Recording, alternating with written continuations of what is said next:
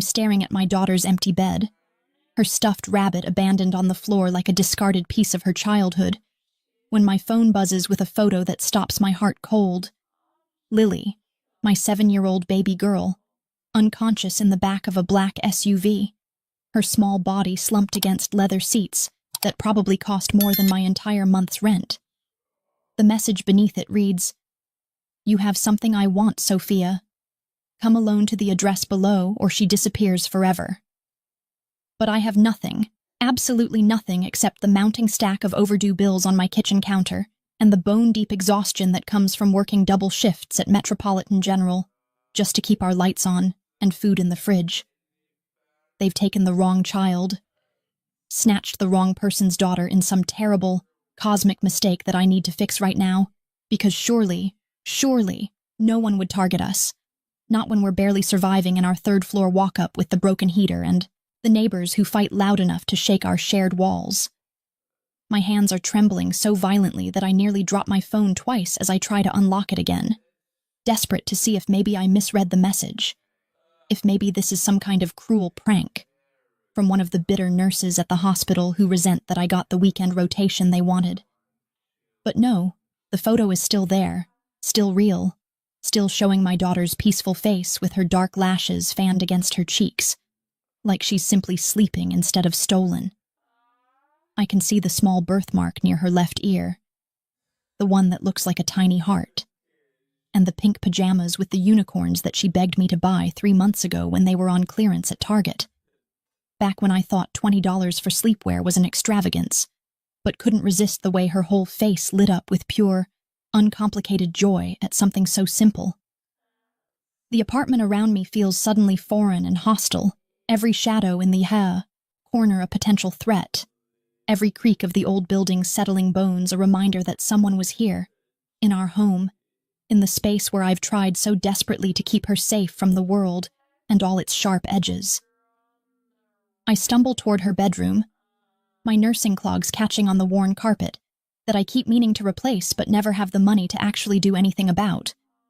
And I see it immediately. The window is open, pushed up just enough for someone slim to slip through, and the screen has been carefully removed and placed against the wall, not torn or broken, but deliberately, professionally dismantled by someone who knew exactly what they were doing. My security system, the cheap one I installed myself after Marcus and I split up, and I realized I was truly alone in this world with a child to protect, is disabled. The little green light that usually blinks reassuringly in the hallway now dark and dead. And I feel my knees start to buckle because this wasn't random, wasn't some opportunistic break-in by a desperate addict looking for things to pawn. Someone planned this, studied us, learned our routines and our vulnerabilities, and they came for Lily with precision and purpose that terrifies me more than anything I've ever experienced in 7 years of emergency room nursing. More than the gunshot victims and the overdoses and the broken bodies I've tried to piece back together during my shifts. I grab her stuffed rabbit from the floor, the one she's had since she was 2 years old, the one she named Mr. Hopsworth in that earnest, serious way that small children have of naming their most precious possessions, and I press it against my chest like it might somehow connect me to her. Like if I hold it tight enough I can feel where she is and know that she's okay. The rabbit smells like her strawberry shampoo and the lavender spray I use on her sheets to help her sleep. And I'm crying now. Hot tears streaming down my face and dripping onto the worn fabric of Mr. Hopsworth's ears, because my baby is out there somewhere with people who took her in the middle of the night, and I don't know why, don't know what they want, don't understand what I could possibly have that would make someone do this. The address in the message leads to coordinates in the industrial district, the part of the city where the factories have been slowly dying for decades, and the only people who go there anymore are the ones conducting business they don't want witnessed, and I know with absolute certainty that I should call the police, should dial 911 and let professionals handle this nightmare. But the message was explicit. Come alone, or she disappears forever, and I can't risk it. Can't gamble with Lily's life on the possibility that whoever took her won't make good on their threat if they see flashing lights and badges approaching their location. I'm still wearing my scrubs from my shift. The navy blue ones with the stains I can never quite get out, no matter how much bleach I use. And I don't even think about changing because every second I waste is a second Lily is with these people, these strangers who somehow think I have something they want badly enough to terrorize a child. I grab my purse, dump out the scattered receipts and loose change and the half-eaten granola bar I never finished during my break, and I replace them with the pepper spray I bought after Marcus left, the one I've carried religiously but never actually had to use, and my phone charger because I can't afford to have my battery die when I might need to call for help. The drive to the industrial district takes 23 minutes through the empty pre-dawn streets of the city, and every single one of those minutes feels like an eternity, where my mind conjures increasingly terrible scenarios of what might be happening to Lily. Whether she's awake now and crying for me, whether she's scared or hurt or worse. I grip the steering wheel of my 15-year-old Honda Civic so hard that my knuckles turn white and my fingers start to ache. And I run every red light I encounter because traffic laws seem absurdly irrelevant when measured against the possibility that my daughter might be in danger. The warehouse they've directed me to is massive and decrepit, its windows long since broken out, and its walls covered in faded graffiti that speaks to decades of abandonment and urban decay. And I park my car in the crumbling lot and sit there for just a moment, trying to gather whatever courage I have left after 2 years of single motherhood has already depleted most of my reserves. This could be a trap, could be the last mistake I ever make. Could end with both Lily and me dead in this forgotten corner of the city where no one would find us for days or weeks or maybe ever. But I don't have a choice. Have never really had a choice since the moment I saw that photo of my unconscious daughter. I get out of the car with my pepper spray clutched in my right hand and my phone in my left, and I walk toward the warehouse entrance on legs that feel disconnected from my body, like I'm watching myself from a distance and marveling at the fact that I'm still moving forward despite the terror that's threatening to paralyze me completely. The metal door is already slightly ajar, an invitation or maybe a challenge, and I push it open with my shoulder because I can't bring myself to touch anything in this place with my bare hands.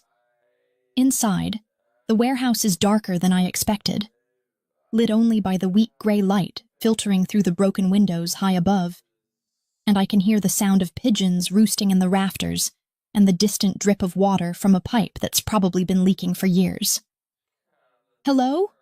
I call out, and my voice sounds small and frightened even to my own ears, nothing like the confident tone I use when I'm directing trauma responses in the ER or dealing with difficult patients who think they know better than the medical professionals trying to save their lives.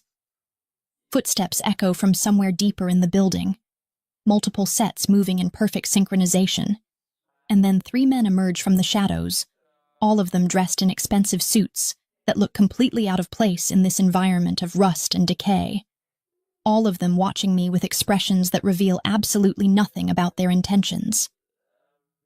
The one in the center is older, maybe in his 50s, with silver hair and the kind of calm, professional demeanor that somehow makes him more frightening than if he'd been overtly threatening. "Mrs. Chen," he says, and I don't correct him about the Mrs., because it doesn't matter. Nothing matters except getting Lily back safely. "Please come with us. Mr. Volkov is expecting you, and he doesn't appreciate being kept waiting, especially not when matters of such importance are at hand." Before I can respond or ask who Mr. Volkov is, or what any of this means, one of the other men steps forward with a black cloth in his hands, and I realize with a sinking sensation in my stomach that they're going to blindfold me, that I'm going to have to surrender even the small comfort of knowing where I am, or where they're taking me. "Is this necessary?" I ask, hating how my voice shakes on the last word. But the silver-haired man just smiles slightly, an expression that doesn't reach his eyes at all. "I'm afraid it is, Mrs. Chen. But I can assure you that as long as you cooperate and answer Mr. Volkov's questions honestly, no harm will come to you or your daughter, and this will all be resolved much more quickly and pleasantly than you might fear." He gestures to the man with the blindfold, and I have just enough time to wonder what kind of world I've stumbled into. What kind of people use words like "pleasantly" when discussing kidnapping and forced cooperation, before the cloth covers my eyes and everything goes dark. They guide me by my elbow, surprisingly gentle for men who work for someone who steals children in the night. And I hear a car door open and feel leather seats beneath me as they help me into what must be another SUV. This one smelling of expensive cologne and new car scent. The drive takes forever, and no time at all.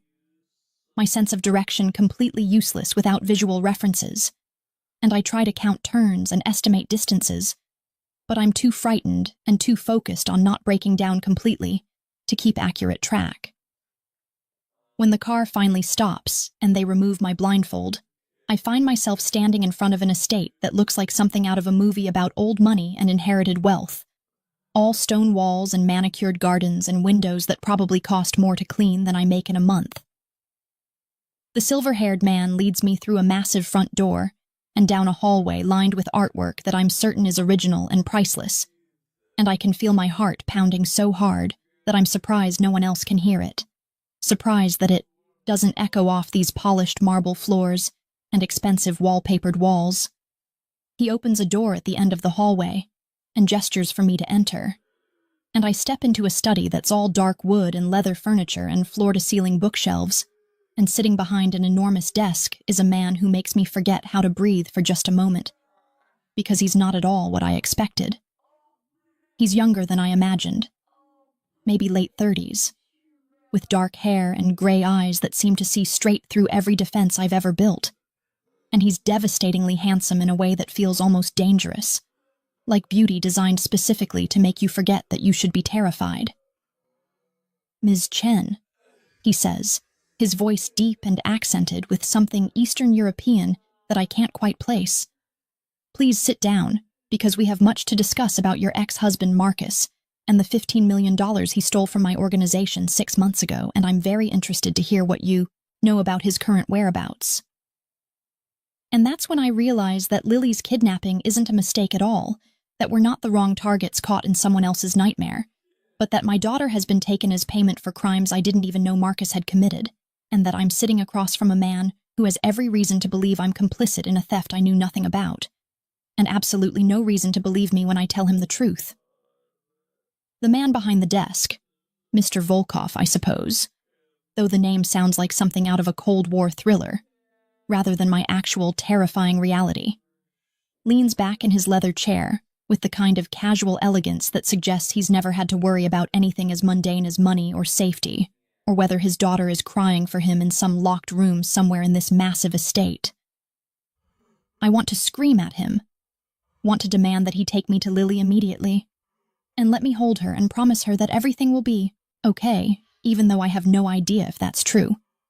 But something about the way he's watching me, like a scientist observing a particularly interesting specimen under a microscope, tells me that losing control right now would be the worst possible strategy.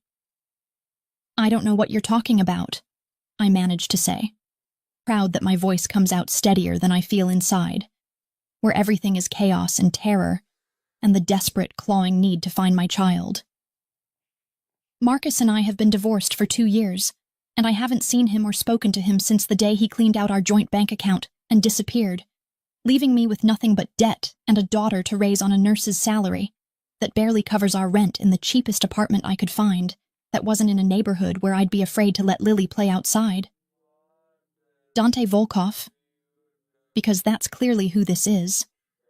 The man whose name the silver-haired gentleman used with the kind of reverence usually reserved for royalty or deities, doesn't react to my words at all, doesn't show even a flicker of surprise or sympathy or anything that might suggest he believes me or cares about the desperate truth I'm trying to convey. Instead, he opens a drawer in his desk with movements that are deliberate and unhurried, and he pulls out a manila folder that he places on the polished wood surface between us, turning it so that it faces my direction like he's a lawyer, presenting evidence in a trial where I'm the defendant and he's already decided I'm guilty. "I appreciate your position, Ms. Chen, and I can even understand why you might think that claiming ignorance is your best option in this situation.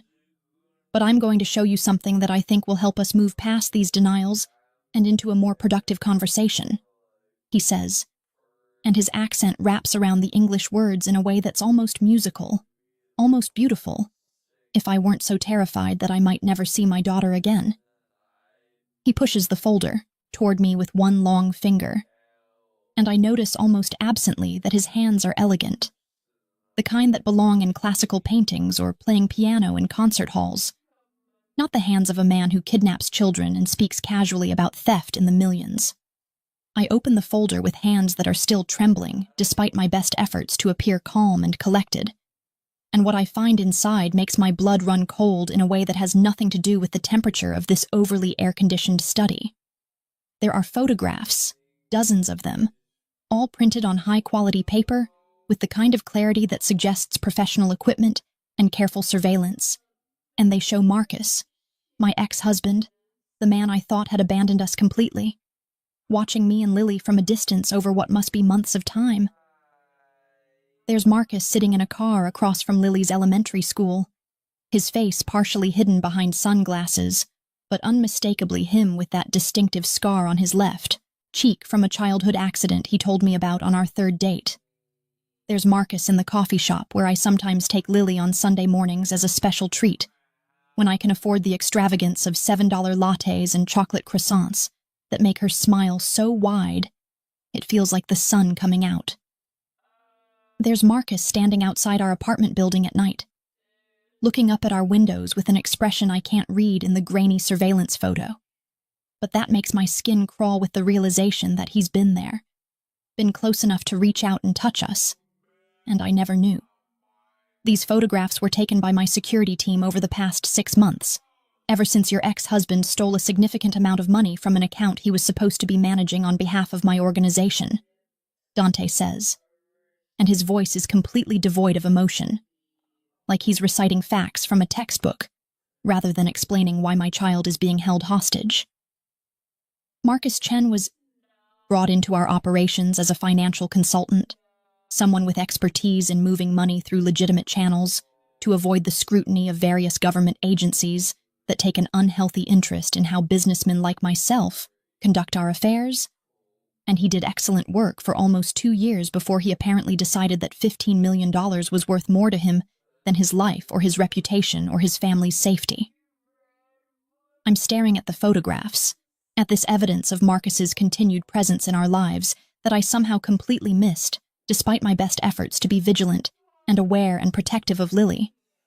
And I feel like the floor is tilting beneath my chair, like gravity has suddenly shifted and I'm falling even though I'm still sitting perfectly still. I didn't know, I whisper, because it's all I can say.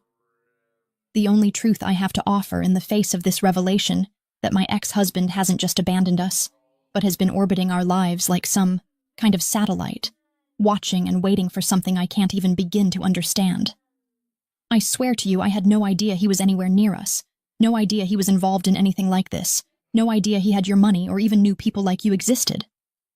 People like me, Dante repeats, and there's something almost amused in his tone now, a slight curve to his lips that might be a smile if it reached his eyes, which remain cold and calculating and utterly unmoved by my distress. You mean criminals, I suppose? Men who operate outside the law and make their fortunes through means that society deems unacceptable. Though I've always found it fascinating how flexible those moral boundaries become when people need something that only we can provide. He stands up from his chair, moving with a grace that seems at odds with his size. Because he's tall, well over 6 feet, with the kind of build that suggests he's as comfortable with physical violence as he is with sitting behind this expensive desk. And he walks around to lean against the front of it, close enough now that I can smell his cologne, something expensive and subtle that probably costs more than my car. Here is the situation as it currently stands, Ms. Chen, and I want you to listen very carefully because your daughter's life depends on how you choose to respond to what I'm about to propose, he continues, and I feel my whole body go rigid with fear, because this is it. This is the moment where he's going to tell me what he wants, and I'm going to have to figure out how to give it to him when I have absolutely nothing to offer. Your ex-husband has $15 million that belongs to me, money that I need returned not just because of the amount, though it's certainly significant, but because letting someone steal from me and escape consequences sends a message to others in my world that I cannot afford to send if I want to maintain my position and my life. He picks up one of the photographs, the one showing Marcus outside our apartment, and he studies it like he's trying to read some hidden meaning in the pixels and shadows. Marcus has proven himself remarkably difficult to locate, changing identities and moving constantly, staying always just ahead of my people who are very good at finding men who don't want to be found. But he's made one critical mistake in all his careful planning and execution. Dante looks at me then, really looks at me, and I feel like he's seeing every scar and secret and desperate hope I've ever had. Like those gray eyes can read the entire story of my life written across my face. He still cares about you and your daughter, still watches over you from a distance like some kind of guardian angel who's forgotten that he's the one who put you in danger in the first place, and that emotional attachment is the weakness I'm going to exploit to get my money back. You want to use us as bait? I say. And it's not really a question because the logic is obvious even through my panic, even through the way my mind is racing to try to find some escape from this nightmare that doesn't end with Lily or me or both of us dead. You think if you threaten us, Marcus will come out of hiding to save us, and then you'll have both him and your money. Very astute, Ms. Chen. And yes, that's exactly what I intend to do, though the specifics are a bit more nuanced than your simplified version suggests, Dante says. And he sets the photograph back down on the desk with a precision that feels almost compulsive.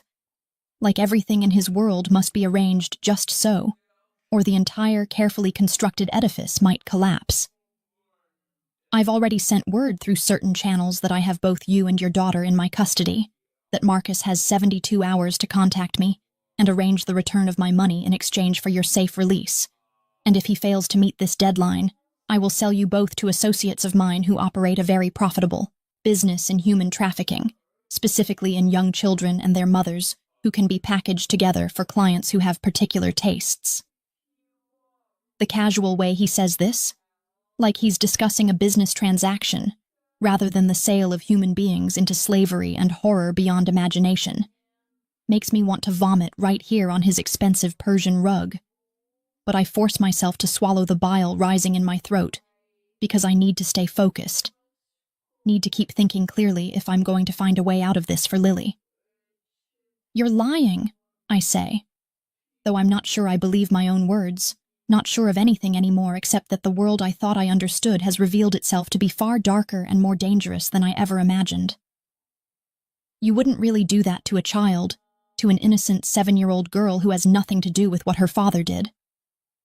Dante moves then, suddenly and without warning, closing the distance between us until he's crouching in front of my chair, bringing his face level with mine so that I can see the absolute conviction in his eyes when he speaks. I have done far worse things than that to maintain my position and protect my interests, Ms. Chen, and I will not hesitate to do whatever is necessary to retrieve what belongs to me and to punish those who think they can take from me without consequences, he says, and his voice is soft now, almost gentle, which somehow makes the threat even more terrifying than if he'd shouted it. But I am not without mercy for those who are caught up in situations not of their making, and I can see that you genuinely had no knowledge of your ex-husband's activities or his continued surveillance of your life. He reaches out and takes my chin in his hand, tilting my face up so that I'm forced to maintain eye contact with him, and I can feel the controlled strength in his fingers, the power he's deliberately restraining. And I know with absolute certainty that he could snap my neck right now if he chose to, could end my life before I even had time to scream. I'm going to allow you to see your daughter now, to confirm that she is unharmed and being treated well, and then I'm going to make you an offer that I suggest you consider very carefully, he says, and then he releases my chin and stands up, offering me his hand like a gentleman helping a lady from her chair. The incongruity of the gesture so absurd that I almost laugh, except that nothing about this situation is even remotely funny. I don't take his hand because I can't bear to touch him voluntarily, can't make myself accept this small courtesy from the man who's holding my daughter hostage. So I stand on my own, my legs unsteady but supporting my weight, and I follow him out of the study and through more hallways lined with expensive art, until we reach a wing of the house that looks completely different, decorated in soft pastels and filled with natural light from enormous windows. He opens a door to reveal a bedroom that's larger than my entire apartment, decorated like something out of a princess fantasy with a canopy bed and stuffed animals and toys that probably cost more than I make in a year. And there in the center of it all is Lily, sitting at a small table having tea with a kind-looking older woman who immediately stands when we enter. "Mama!" Lily cries out, and she runs to me with her arms outstretched, and I scoop her up and hold her so tight that she probably can't breathe properly, but I don't care. Can't make myself loosen my grip on her warm, solid, alive body. I'm sobbing now, unable to hold back the tears anymore, and I'm checking her frantically for injuries or signs of harm, running my hands over her arms and legs and face while she looks at me with confusion in her dark eyes that are so much like mine. "Mama, why are you crying? This is like a vacation." The nice lady, her name is Mrs. Petrova, and she made me pancakes with chocolate chips, and we played dress-up, and she said I could watch any movie I wanted on the biggest TV I've ever seen. Lily is chattering excitedly, completely oblivious to the danger we're in, and I realize that they've been careful to keep her from understanding what's really happening, have treated this like an adventure rather than a kidnapping, and I'm grateful for that even as I hate them for it. "Everything's fine, baby. Mama just missed you so much," I manage to say through my tears, kissing her forehead and her cheeks and her nose while she giggles and squirms in my arms. Dante is watching this reunion with an expression I can't read, something that might almost be regret or sympathy flickering across his features, before it's replaced by the cold mask he wore in his study. And when he speaks again, his voice is all business. "You have 15 minutes with your daughter, and then Mrs. Petrova will take her to get some lunch while you and I discuss the terms of our arrangement," he says, and then he leaves the room, closing the door behind him with a soft click that sounds like a jail cell locking. And I'm left holding Lily and trying to figure out how to explain this to her in a way that won't terrify her, while also trying to wrap my mind around what kind of arrangement a man like Dante Volkov could possibly want from someone like me. The 15 minutes pass far too quickly, time moving at the cruel accelerated pace it always does when you're trying to hold on to a moment you know you'll have to release. And when Mrs. Petrova gently suggests that Lily might like to see the garden where there are actual rabbits hopping around, my daughter is all too eager to go exploring, giving me one more quick hug before skipping out of the room without a backward glance. I'm left alone, standing in this absurdly luxurious prison, when Dante returns and gestures for me to follow him back to his study.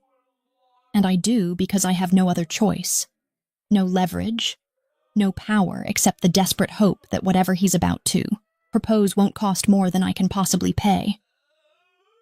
Back in his study, he pours himself a drink from a crystal decanter without offering me one, and he takes his time, letting the silence stretch between us until I feel like I might scream just to fill the void. "Here is what I'm prepared to offer you, Ms. Chen, and I want you to understand that this is not a negotiation, but a statement of terms that you can either accept or refuse, though refusing will result in the original plan proceeding without modification," he finally says, turning to face me with the glass in his hand, the amber liquid catching the light from the window behind him. "I don't believe you knew about Marcus's theft or his continued presence in your life, which means you're an innocent party caught in circumstances beyond your control. And while I'm not a good man by any definition of the word, I do try to limit the collateral damage of my business dealings when possible." He takes a sip of his drink, his eyes never leaving my face, and continues. "Work with me to draw Marcus out of hiding. Help me set a trap that will make him believe you're in genuine danger and need his help. And when this is over and I have my money back, you and your daughter will be released unharmed with enough money to start over anywhere you want, far away from this city and the memories of your failed marriage and your struggles to survive." Dante sets his glass down on the desk with a soft clink of crystal against wood.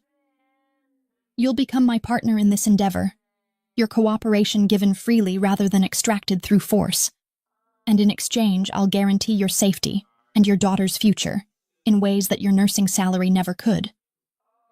"And if I refuse?" I ask, because I need to hear him say it, need to understand exactly what choice I'm really being offered here. "Then in 72 hours, When Marcus fails to surface because he values his money and his freedom more than he values your lives, I will fulfill my promise to sell you both to men who will ensure that you spend the rest of your life wishing I had simply killed you instead, Dante says, and there's no heat in his words, no anger or malice, just the cold statement of fact from a man who's clearly done worse things than this, and lost no sleep over them. So tell me, Ms. Chen, are you going to help me catch your ex-husband? Or are you going to cling to some misguided sense of loyalty to a man who abandoned you and put you in this position in the first place? I look at him, this beautiful, terrifying man who holds my daughter's life in his hands like it's a poker chip to be wagered in whatever game he's playing, and I realize that I don't actually have a choice at all, have never had a choice since the moment I found Lily's empty bed, and the only question that matters now is whether I can live with myself for what I'm about to agree to do. The word yes tastes like ash in my mouth when I finally say it, sitting in Dante Volkov's study while my daughter plays with rabbits in a garden that belongs to the man who's turned our lives into bargaining chips in his war against my ex-husband. But I force myself to say it anyway, because what other choice do I have when the alternative is a fate I can't even allow myself to fully imagine? Dante nods once, a sharp movement of his head that suggests satisfaction rather than surprise, like he knew all along what my answer would be, and this entire conversation has just been a formality he had to observe before moving forward with whatever plan he's already constructed in that calculating mind of his. Good.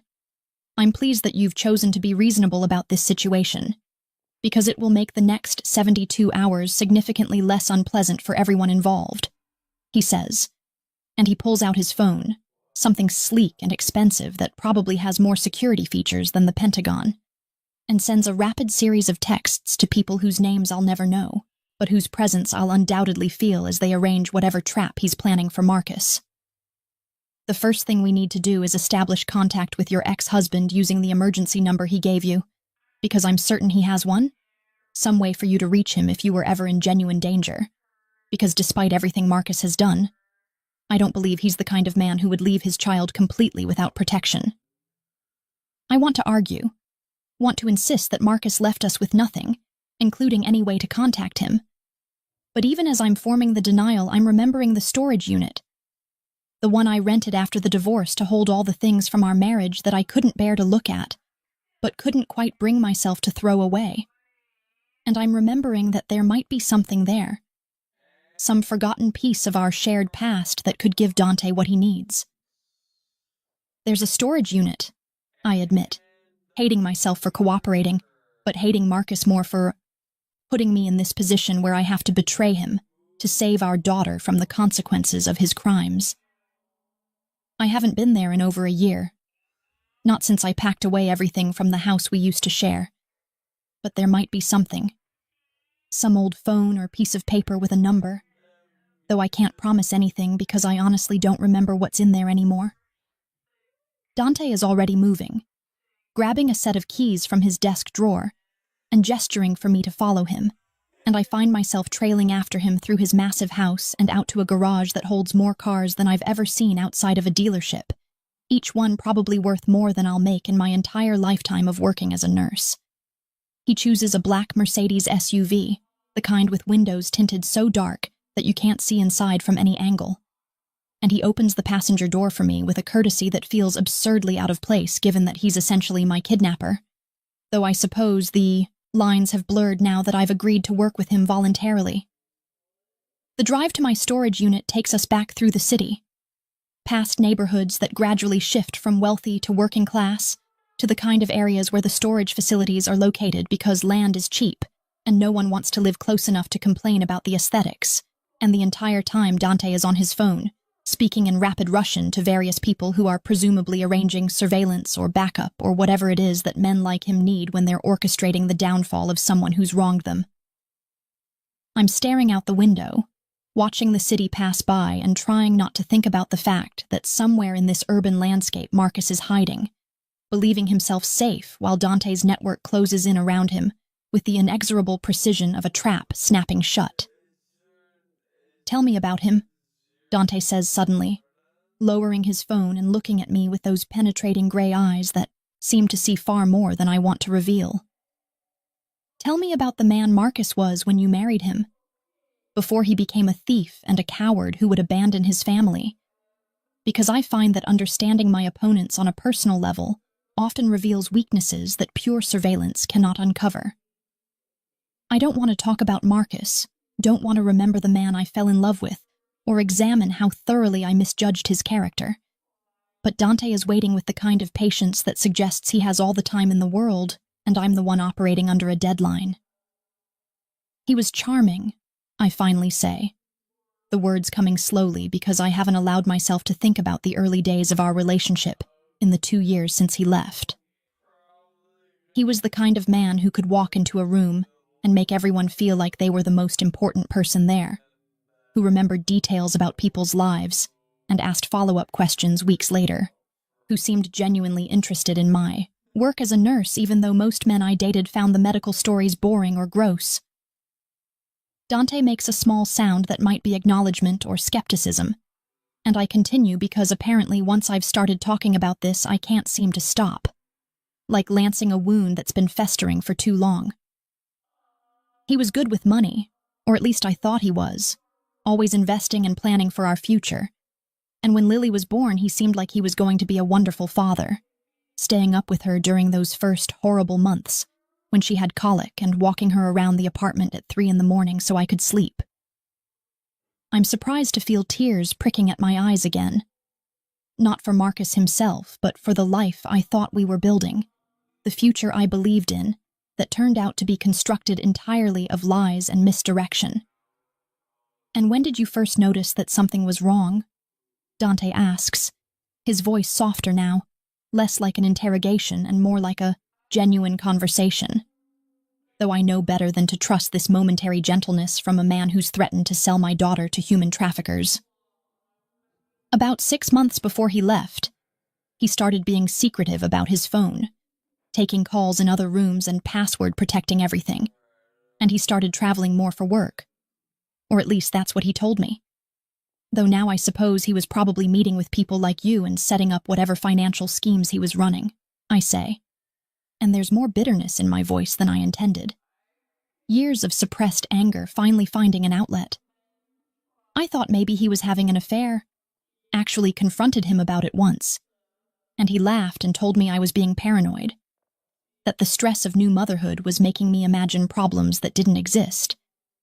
And I believed him because I wanted to believe him, because admitting that something was wrong meant admitting that I'd made a terrible mistake in choosing him. We're pulling up to the storage facility now, a sprawling complex of identical orange units that all look the same in the harsh afternoon sunlight. And I direct Dante to Unit 247, where I've been paying $75 a month to store memories I never look at. He parks the SUV and follows me to the unit, standing close enough that I can feel the heat radiating from his body in the cooling autumn air. And when I fumble with the combination lock because my hands are shaking, he gently takes it from me and waits for me to recite the numbers so he can open it himself. The unit is exactly as I left it over a year ago, boxes stacked haphazardly, and furniture covered with old sheets. The accumulated debris of a marriage that ended not with a dramatic explosion, but with a whimper and an empty bank account. I start going through boxes, looking for anything that might contain a phone number or contact information, and Dante helps me without being asked, lifting heavy boxes and setting them aside, with an ease that reminds me of his physical strength, the danger that lurks beneath his expensive suits and cultured manners. It takes us almost 40 minutes of searching through wedding photos and old tax returns and Lily's baby clothes that I couldn't bear to donate. But finally, I find it in a box of Marcus's old office supplies, a burner phone, the cheap kind you can buy at any convenience store, tucked into a manila envelope with a note in Marcus's handwriting that says, "Emergency only," in his distinctive slanted script. My hands are trembling as I hold it up for Dante to see, and he takes it from me with a careful precision, turning it over in his hands like he's examining evidence at a crime scene. "Perfect," he says, and there's a satisfaction in his voice that makes my stomach clench with anxiety about what comes next. We'll use this to contact him. But not yet. Not until we've established the proper scene and circumstances to make him believe you're in genuine danger and need his immediate help, rather than suspecting a trap. He pockets the phone and then looks at me with an expression that's difficult to read, something that might almost be respect mixing with the calculation. You did well, Ms. Chen, and your cooperation will be remembered when this is all over, and we're discussing the terms of your compensation for helping me recover what's mine. We drive back to his estate in silence. Or at least, I'm silent, while Dante makes more phone calls in Russian, his voice occasionally rising in what sounds like anger or frustration, though I can't understand the words. And by the time we arrive back at the massive house, the sun is starting to set, painting the sky in shades of orange and purple that would be beautiful if I had any capacity left to appreciate beauty. Dante leads me not back to his study, but to a different wing of the house, opening a door to reveal a guest suite that's larger and more luxurious than any hotel room I've ever stayed in, complete with a sitting area and a bathroom that has a tub big enough to swim in. You'll stay here for the duration of our arrangement, and Lily will be in the adjoining room so you can be near her, he says, gesturing to a connecting door that I immediately open to find my daughter already asleep in a bed that looks like something out of a fairy tale, her face peaceful and innocent in the soft glow of a nightlight shaped like a star. Mrs. Petrova will bring you dinner shortly, and tomorrow we'll begin planning the specifics of how we're going to draw Marcus out of hiding. But for tonight, you should rest, because the next few days are going to be extremely demanding on you, both physically and emotionally. He turns to leave, but I find myself speaking before I can think better of it, my voice barely above a whisper so I don't wake Lily. Why are you being kind to us? Why the nice rooms and the careful treatment of my daughter when you could just lock us in a basement somewhere and achieve the same result?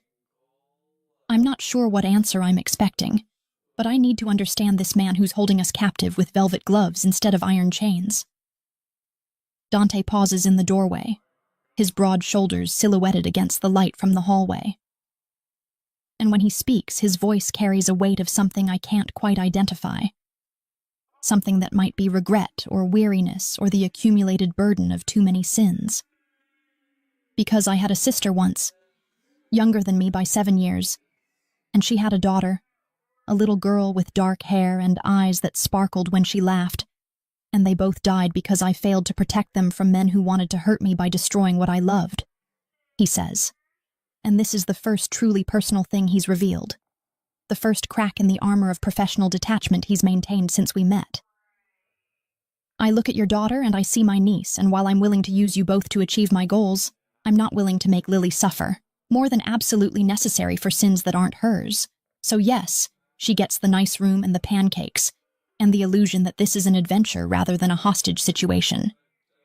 Before I can respond, before I can process this revelation that the monster holding us captive has his own ghosts and losses, he's gone, closing the door behind him with a soft click that somehow feels more final than if he'd slammed it. I stand there for a long moment, torn between the hatred I should feel for this man and the unwilling sympathy that's trying to take root in my chest. And then I go to sit beside Lily's bed, watching her sleep and trying to figure out how my life has brought me to this impossible place. The next morning arrives too quickly, announced by Mrs. Petrova bringing breakfast on actual silver trays and helping to wake Lily with gentle efficiency. And after we've eaten and I've gotten my daughter settled with some elaborate dollhouse that probably costs more than my car, Dante summons me back to his study where he's laid out what looks like a military operation plan across his massive desk. We're going to stage your kidnapping, he explains, and there's an intensity to him this morning that wasn't present yesterday, like he's finally moving forward with something he's been planning for months. Not the real one that already happened, but a second, more dramatic abduction that Marcus will hear about through channels I control. Something violent and public enough that he'll believe you're in immediate mortal danger and need his help right now, rather than in 72 hours. He's mapped out locations and timelines, contingencies and backup plans, and as he explains each element, I realize that this man is a strategic genius. the kind of tactical thinker who's probably never lost a battle in his life. And I'm simultaneously terrified of him and grudgingly impressed by the thoroughness of his planning. You'll go back to your apartment today, resume your normal life under surveillance by my people, and tomorrow morning when you leave for your shift at the hospital, my men will stage a very convincing abduction in the parking lot of your building where Marcus has been known to watch from, Dante says, pointing to photographs of my apartment complex that show every angle, every possible vantage point, every escape route marked in red. There will be gunfire, screaming, visible struggle, everything designed to trigger Marcus's protective instincts and force him to make contact using that burner phone to try to negotiate for your release. And what happens when he does make contact? I ask, because I need to understand the endgame here. Need to know what I'm really helping to orchestrate. Then we arrange a meeting, somewhere public enough that he'll feel safe but controlled enough that he can't escape when my people move in to take him, Dante says, and his smile is cold and predatory, the expression of a hunter who's finally cornered, his prey after a long and frustrating chase. You'll be the bait that draws him out, the damsel in distress that he can't resist trying to save, and when he's focused on you, he won't see my men closing in until it's too late to run. I should feel guilty about this, should be horrified at the thought of deliberately luring Marcus into a trap that will almost certainly end with his death given what I know about how men like Dante handle betrayal. But all I can think about is how Marcus's choices brought us to this point, how his greed and his criminal associations have put Lily in danger and forced me to become complicit in his downfall. What happens to me and Lily after you have him? I ask, because I need to know if Dante will actually keep his word, or if we're just as disposable as Marcus once he's served our purpose. Dante walks around the desk to stand in front of me, and he reaches out to tilt my chin up with his fingers just like he did yesterday, forcing me to meet his eyes, and what I see there is something unexpected. Not just calculation and cold strategy, but a flicker of something that might almost be desire. A heat that has nothing to do with anger or violence and everything to do with the way his gaze drops briefly to my lips before returning to my eyes. You and your daughter will be released as promised, with enough money to disappear and start over, because unlike Marcus, I keep my word when it's given, he says, and his voice has gone lower, rougher, and I can feel my heart starting to race for reasons that have nothing to do with fear. But I'm beginning to think that won't be the end of our association, Sophia, because there's something about you that interests me beyond your utility in catching your ex-husband. Something in the way you've handled this impossible situation with courage and intelligence instead of falling apart or begging for mercy. His thumb brushes across my lower lip, a gesture that's intimate and possessive and entirely inappropriate given our circumstances, and I should pull away. Should remind him that he kidnapped my child and threatened us with human trafficking and has no right to touch me like this. But I don't move. Can't seem to make myself break this connection even though every rational part of my brain is screaming at me that this is dangerous, that whatever is happening between us is a complication that could destroy everything. And when he finally steps back, I feel the loss of his presence like a physical ache. Your apartment is being prepared as we speak, made to look like you've been living there normally despite Lily's absence. And Victor will drive you there this afternoon, with instructions to maintain your usual routine, Dante says, and his voice is back to business now, professional and distant like that moment of heat never happened. Tomorrow morning the trap will be sprung, and we'll see if Marcus loves you enough to risk his life trying to save you from the monster he created when he decided to steal from me. The next 48 hours pass in a surreal blur of normal routines, performed under the watchful eyes of Dante's security team. Men who blend into the background of my apartment building and the hospital parking lot with such practiced ease that I wouldn't notice them if I didn't know they were there. And the whole time I'm going through the motions of my regular life, making coffee in my tiny kitchen, sorting through the mail that's accumulated, even going to one shift at the hospital where my coworkers comment on how tired I look, and I have to invent a story about Lily staying with a friend while I work extra hours. I can feel the weight of what's coming pressing down on me like a physical force. Dante has been at my apartment more often than I expected. ostensibly to coordinate the details of tomorrow's staged abduction, but staying longer than necessary, helping me fix the broken lock on my front door that's been stuck for months and that I never had the money or the energy to repair properly, showing up with actual groceries instead of the ramen and canned soup that usually fills my cabinets. And these small gestures of unexpected kindness are more destabilizing than his threats ever were because they force me to see him as something more complex than simply the villain who took my daughter. Last night he stayed until almost midnight, the two of us sitting at my cramped kitchen table going over the plan for the morning while drinking coffee that he made because apparently he noticed that I never learned how to use the fancy espresso machine that Marcus bought me as an anniversary gift years ago. And at some point the conversation drifted away from tactical planning and into territory that felt dangerously personal. Him asking about my nursing career and why I chose emergency medicine. Me finding myself telling him about the first time I saved someone's life and how that moment of triumph and terror had convinced me that this was what I was meant to do with my existence. He told me fragments of his own story in return, carefully edited pieces about growing up in Moscow in the chaos after the Soviet Union collapsed, about watching his father build a criminal empire from nothing and learning that power was the only currency that mattered in a world where the law was just a suggestion for those wealthy enough to ignore it. And when he talked about his sister and his niece, the ones who died because he failed to protect them, I saw something raw and broken in his eyes that made me understand that beneath all his calculated cruelty, there's a man who's been shaped by loss just like I have. "You're different from what I expected," I told him at one point, the words escaping before I could think better of them, and he looked at me with an expression that was equal parts amused and sad, like he'd heard this before from people who mistook complexity for redemption. "Don't romanticize me, Sophia," he said, using my first name for the first time since this nightmare began.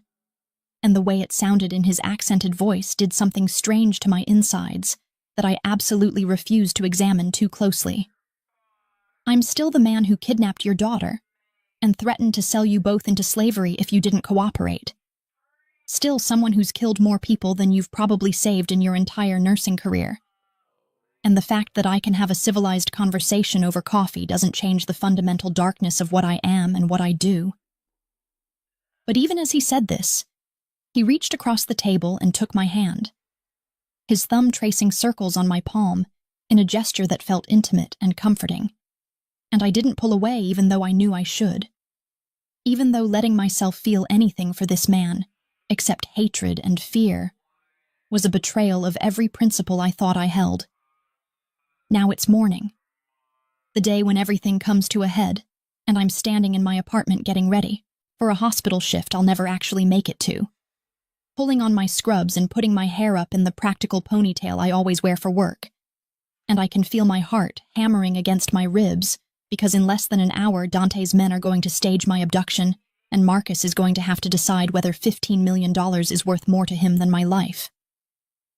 Victor picks me up at exactly 7:15, driving the same black SUV that's become sickeningly familiar. And as we head toward my building's parking lot, I can see the other vehicles positioned strategically around the perimeter, Dante's entire operation ready to spring into action the moment I step out of the car. "Remember, Ms. Chen, you need to scream and fight convincingly when my men grab you. Make it look real enough that anyone watching, including your ex-husband if he's out there, believes you're genuinely being taken against your will," Victor says in his heavily accented English. And I nod because we've been over this a dozen times. I know exactly what I'm supposed to do.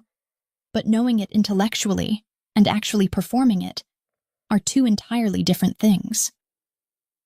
The abduction happens exactly as planned. Two men in dark clothes rushing toward me as I exit the SUV, grabbing my arms while I scream and struggle. And there's even gunfire. Blanks. I know they're blanks, but the sound is still deafening and terrifying. And then I'm being dragged toward another vehicle while neighbors start appearing in windows. And someone is probably calling the police right now, exactly as Dante predicted and planned for. They throw me into the back of a van, and we speed away. And I'm lying on the floor trying to catch my breath and wondering if Marcus saw this, if he's reaching for that burner phone right now with shaking hands and preparing to make the call that will seal his fate, when my own phone, The one Dante returned to me yesterday with strict instructions to keep it charged and nearby, starts, ringing with a number I don't recognize. "Answer it," Victor commands from the driver's seat, and I do, bringing the phone to my ear with trembling hands. "Sophia?" "Oh God, Sophia, I just saw. Are you okay? Did they hurt you?" Marcus's voice is frantic, breathless, exactly the reaction Dante said he would have. And I feel a complicated tangle of emotions hearing him again after 2 years of silence, anger and betrayal, and the ghost of whatever love I once felt all mixing together into something I can't quite name. "Marcus," I manage to say, and I don't have to fake the fear in my voice because I am genuinely terrified, just not for the reasons he thinks. "They took me, these men. They grabbed me right outside my building, and I don't know what they want, but they had guns and—" I let my voice break convincingly. Years of watching trauma victims in the emergency room teaching me exactly how genuine fear sounds. "I know what they want. I know who sent them, and I'm going to fix this. I'm promise," Marcus says, and there's something desperate in his tone that might be guilt, or might just be panic at the thought of losing his insurance policy. "Dante Volkov is the one behind this, isn't he? He's the one who has you?" When I confirm this with a sob that's only partially manufactured, Marcus continues in a rush. "I'm going to get you out of this. I'm going to arrange an exchange, the money for you, and then we're going to disappear together, all 3 of us, somewhere he can't ever find us."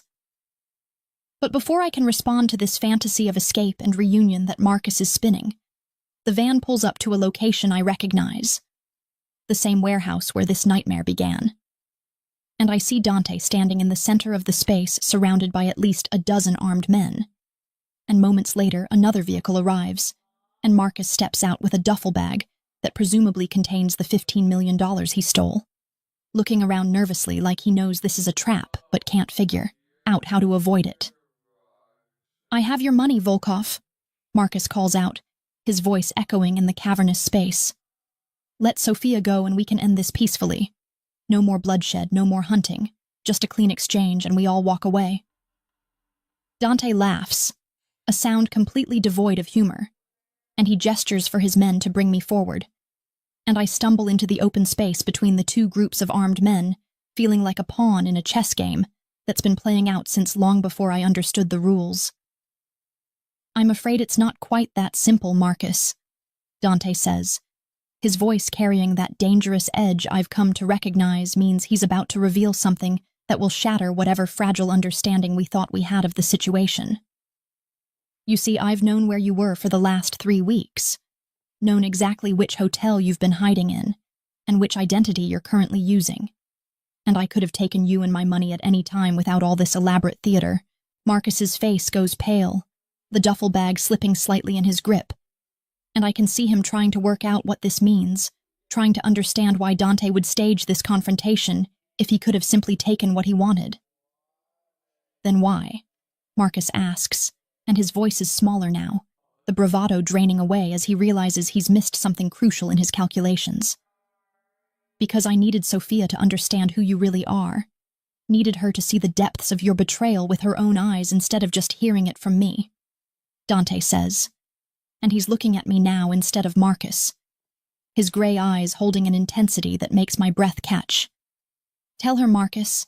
Tell her the truth about why you stole my money, about what you were really planning to do with Sophia and Lily once you had enough cash to disappear permanently." And that's when Marcus does something I never expected. He smiles, a cold and calculating expression that I've never seen on his face before, and when he speaks, the man I married, the father of my child, is completely gone, replaced by a stranger whose voice drips with contempt. "You want the truth, Sophia? Fine, here it is. I never loved you, never wanted the domestic life with the wife and kid.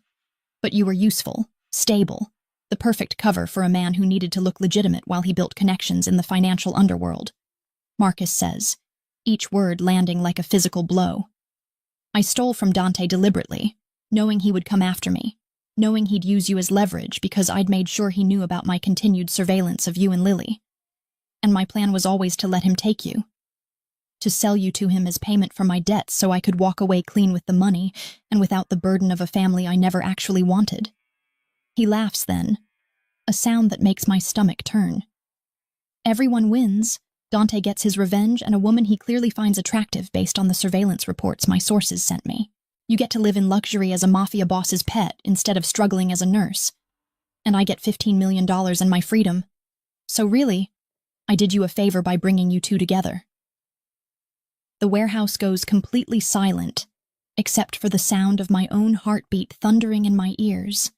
And I realize that everything, my marriage, Lily's birth, the last decade of my life, has been nothing but an elaborate con orchestrated by a man I thought I knew. And the monster standing across from me is Marcus, not Dante.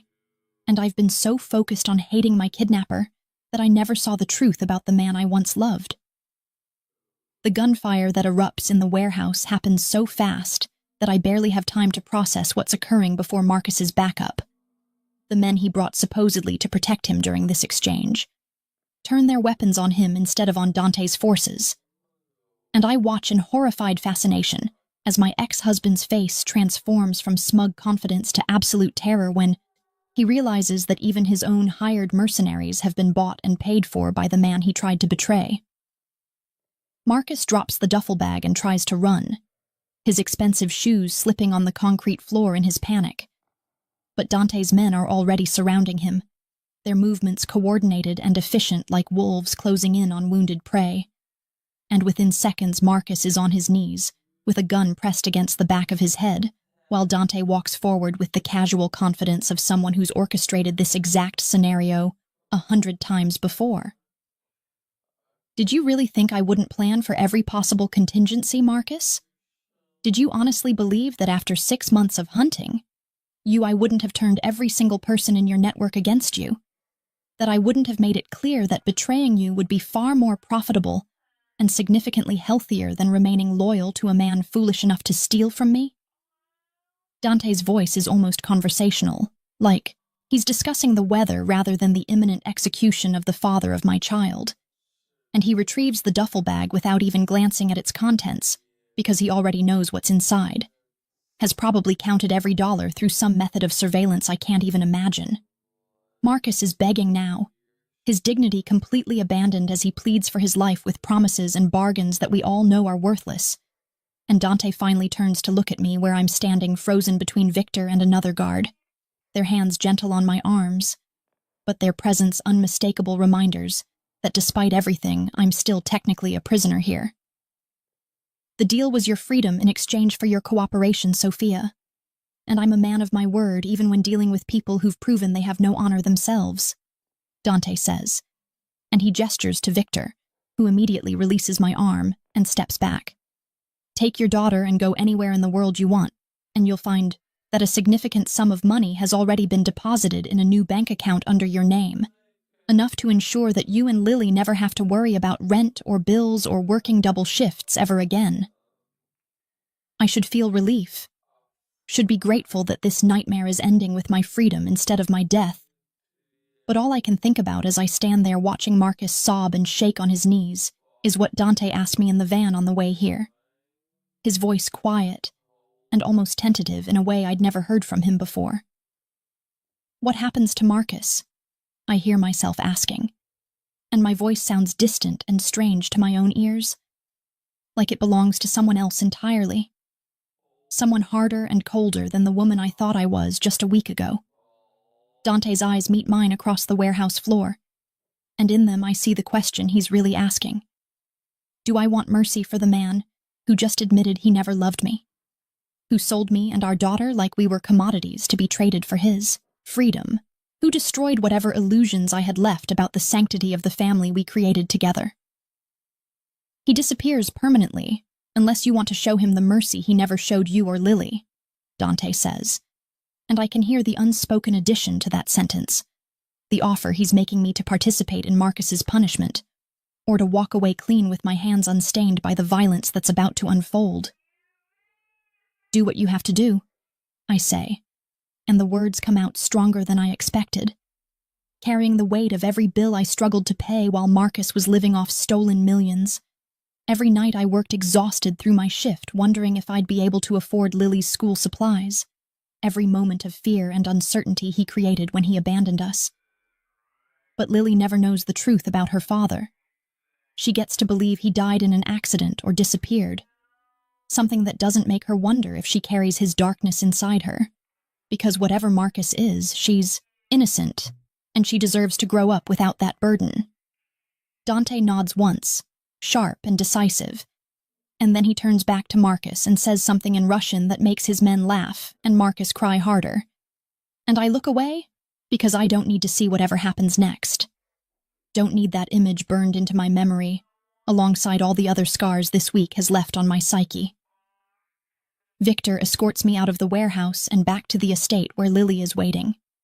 And over the next 3 months, my life transforms in ways I never could have predicted when I was staring at my daughter's empty bed and trying to understand how my world had collapsed so completely.